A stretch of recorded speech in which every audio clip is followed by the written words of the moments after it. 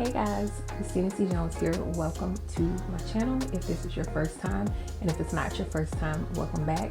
I am a romance author, a black one. I'm black, and I write romance that is distinctly that as well. Now that I'm done awkwardly introducing myself, I guess I'll get to the point of the video. It's time for me to do my 5 things video. It's so crazy to me. Like, I really feel like I just started writing this book, and it is not a short book, but we're already here. So in previous iterations of my 5 things videos, I've done, what all have I done? I've done 5 things I had to research. I've done 5 lies I've told. I've done, I think, just 5 things in general. I haven't been doing this very long. I've only been doing this since, I think the first time I did it was with Behind the Scenes back in September. But now it's time to do a 5 things video for Offensive Formations, which is book 8 for the Connecticut King series with myself and Love Belvin. Let's get into it. So being an author of any kind, there is always going to be, at some point, this place where you have to kind of reach a little deep and overcome some fears. So for this one, and with these Connecticut Kings books, it's this unique situation where the series is very popular. People are very excited about it, and that just kind of adds several different layers of fear. So that's what I'm going to talk about today. That's what we're doing. Today's video is 5 fears I had to overcome. So the first fear that I had to overcome was that of failure. That's a pretty multifaceted one. Honestly, I think that a lot of these all boil down to a fear of failure. The first layer of it was a concern that I would not be able to deliver another book that was as well received as the other books in the series, and it's not an unfounded one. I'm going to talk about it more when I do my pre-release thoughts about that particular title. But Past Interference, which was my last contribution to the Connecticut King series, it just was not as well received as the other 2 books were. And you have the normal thing of the introductory book or books in a series. They kind of set a certain tone. And so when you're going back to that series, you want to make sure that any further contributions are on par. You want those other contributions to match up. And for whatever reason, Past Interference, which was Nate's story with Sloane, I have my suspicions just in terms of the characters and the story, among other things. But what it really boils down to is that it just didn't connect for readers the way that I wanted it to, and that creates a fear. Like, okay, you didn't come through with it. You already didn't come through with it once. Are you about to repeat that, or are you gonna come with something else? It's scary. That brings me to the next fear. How are the readers going to respond to the character? I can't speak for anyone else, for any other authors, but when I write, my characters become very real to me. I know them. I love them. I'm in there with them. We've gone through so much by the time I've come to the end of their story. And so as the author, as the person who has been charged with this responsibility of bringing them to life, you want them to be loved. You want them to be understood. You want them to be accepted and allowed to grow. And what I've found, or what I've seen just through, you see how the reader responds in reviews or comments, whatever else. You see what they think about these people. And it really kind of hurts when it's clear that the character was not understood, or they weren't liked, they weren't accepted for who they were. They weren't allowed to just kind of follow on their journey. And I'm not talking about people who just didn't like the book or who just disagreed with the characters. I don't even mean that. Like, what I'll see sometimes is something that stands out to me is a book I wrote that was enemies to lovers. This is back when I was reading reviews. Most of my fears come from that, and that's why I don't read them anymore. But I remember the Ante Up and Deuces Wild, that duology. I introduced a character who was just really, really badass, really strong, all these things. And when it came to her book, understandably, people expected to see that same kind of hard, no nonsense woman. And in a way, yes, she absolutely still was that. But in one book, we're seeing her through someone else's eyes. She's not even a main character. We only get to see her as very flat. In her book, we get to see all of her. She doesn't have to show only what she shows the public. She doesn't have to show only what other people see of her. She gets to be her full self. And sometimes these characters, their full selves, are messy and weak and just human. And sometimes I feel like it's almost like they're forced to be this archetype instead of a fully realized person. They don't get to have any nuance. They don't get to be different. They don't get to change from the beginning of the book to the end. It's like, this is how you introduce this person to me, and so this is who they are. It's almost like the growth gets pushed off. I'm not saying that's the norm. But I am saying that it's something that I worry about, because I'm basically sending my babies off into the world. And so it's something that I have to get over, with every project. Some projects more than the others, especially these projects that are longer. You're with the characters longer, you know them more, you've been nurturing them more, you've spent more time with them. And so when they aren't embraced the way you hope they would be, it's like it just hurts a little more. And that brings me to the next fear, which is the length of the book. So especially if you've been following my Let's Write a Book series, you know that I have been complaining the whole time.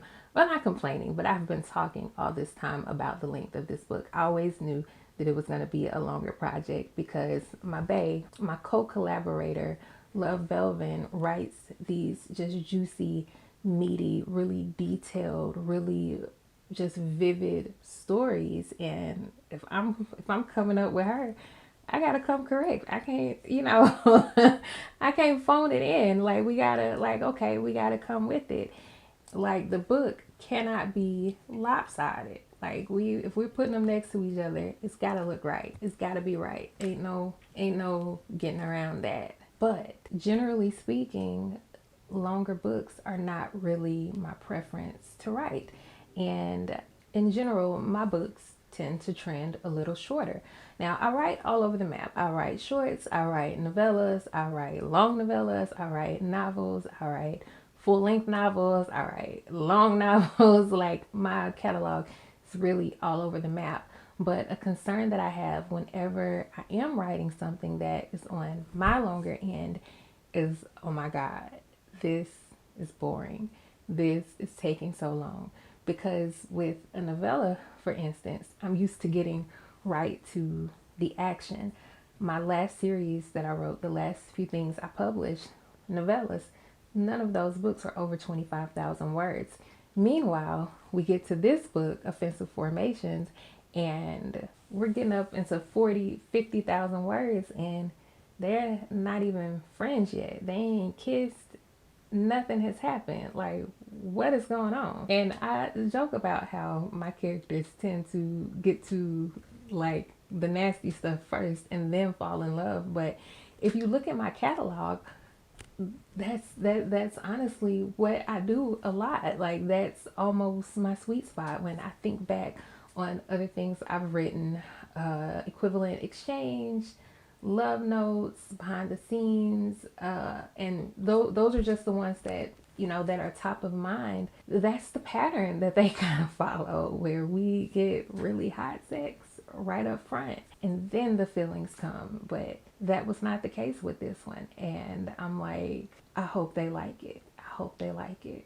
So I mentioned that I don't really read reviews anymore. And I know that might have sparked a laugh or two, but I'm not joking at all. I have read some stuff in reviews that has kicked my back in, and the common saying on the internet is that reviews are for other readers, not the authors. And so I decided to start taking that to heart. But before I did, though, I just really vividly remember this review that was like basically saying that I write the same story over and over, where a girl has a sucky boyfriend, hero comes along, he's so much better, and they're gonna have a confrontation, and then they're gonna fall in love, and everything is gonna be happily ever after. Now, besides the fact that, okay, what's the problem? That is exactly what, like, that's very realistic to me. That's kind of what happens. That's how it goes. You kiss a few frogs before you find your prince. I was especially offended by this because it's not even true. Sometimes it's the hero with the sucky ex, but everybody got one. So I really ultimately decided that, okay, that was that person's opinion, and I was not going to take it to heart. I didn't let it change anything that I was going to do with my work. Nothing in reviews at this point is going to change anything that I do about my work. It's my art. I do what I want. I sure do think about it every once in a while. And I hate that. I hate that that is a thing that bothers me still, because when I was going through this story, I kept second guessing myself, kept second guessing my choices. So at risk of giving spoilers, my heroine has a sucky boyfriend. He's a really sucky boyfriend, and he does a lot of terrible things throughout the book. That's just what the story is. I don't like it, but that's what the story is, and so that's what I wrote. And I feel like I've done my job. I feel like I've done my job, and so that's just another fear that I have to let go of. I get it. We're in this romance genre where a lot of the same themes are explored over and over and over. I get it, but there are certain things in relationships that are just universal. They're real things that people go through. Now, if someone just doesn't want to read something, they just don't, and that's absolutely fine. That's their prerogative. But it doesn't mean that I'm wrong, or that I or any other author am wrong for writing the stories that we choose to write, and people will choose to consume them or not. And so it's honestly a fear that I really, really, really should let go of, because I'm gonna write what I'm gonna write anyway. So accuracy of research. Man, oh man. Look, this may be my fourth time writing a football romance, but I am nobody's football expert, okay? And so every single time I am like deep in a hole of research, trying to make sure that everything that I do fits. And even then, my betas have still had to point stuff out. My husband has had to point stuff out, like, are you sure that this is what you meant? Like, I don't know about that. And then to add on top of that, I had the nerve to make the heroine a tennis player, and not just like for fun.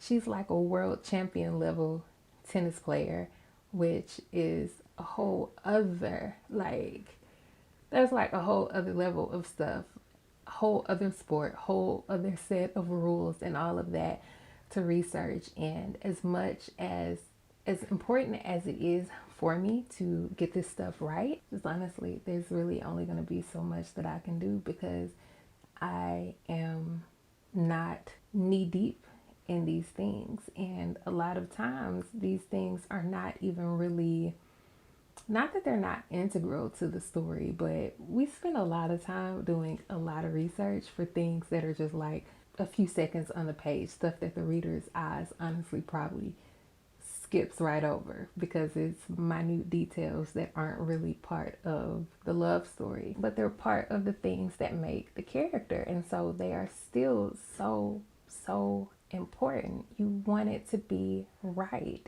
but at some point you just gotta hope that you didn't mess up, and hope that you're not going to run into that one person who knows that, okay, no, actually, according to a rule change in 1732, this is not like, you get what I'm saying? At some point, you have to walk away knowing that you really did give it your best, that you really did put everything that you had into making sure that what you put on the page was correct. And then you just gotta let it go. Lord, I ain't even been counting. Have y'all been counting? I ain't been counting. I believe that's like at least 5, but I actually have one more. That's 2, Christina. One more. one more. And that is, I have had to get over my fear of cameos. So I have like this obsession with connecting characters from one project to the other. And I know I shouldn't because I have such a hard time keeping up with it, but I just can't help it. And in a series like The Connecticut Kings, where we've created just this kind of rich tapestry with all these different players, all this different office staff, all these different characters, not to mention all the different characters from just both different catalogs, period, it's hard. But you know what I'm always worried about? I'm always worried about if somebody is going to ask me, hey, is this person from over here? And I'm like, who? Sorry to this man. I would not know who this man was if he was walking right in front of me. Meanwhile, this man or woman is a character that I wrote. Like, I worry that I have created almost like this distraction or something, where when it's new characters that I'm introducing, the reader is focused on, okay, where do I know that person from? When you don't know that person from anywhere, or maybe you do know that person from somewhere, but it's another book. And so now you're using your brain power trying to figure out where you know that character from, and you're missing details in the current book. And it's my fault, but I can't worry about that. Y'all are grown, and you're gonna do what you want to do. You're gonna follow the little Easter eggs. You're gonna follow the cameos if you want to. And I just gotta what? Say it with me. Let it go. So there we have it. There we go. 5 fears. Am I putting up 5 fears? We've had to overcome 5 or like 6 or 7. Who knows at this point? Some fears I had to overcome in order to successfully write this novel. I have not said my release date yet, but Love Belvin, Love's Encroachment is coming out on Monday, May 24th. If you are reading the Connecticut Kings series for the first time in anticipation of these releases, or if you are doing a reread in anticipation of these releases, drop a comment below telling me which book you're on if you're doing the reread or reading for the first time. And if you just read them in the past, or you know, all that good stuff, let me know which of my couples from the series is your favorite so far. I got a feeling that Tegan and Ambrose are gonna give whoever your favorite is a run for their money, but we'll see. In the meantime, I'll holler. Bye.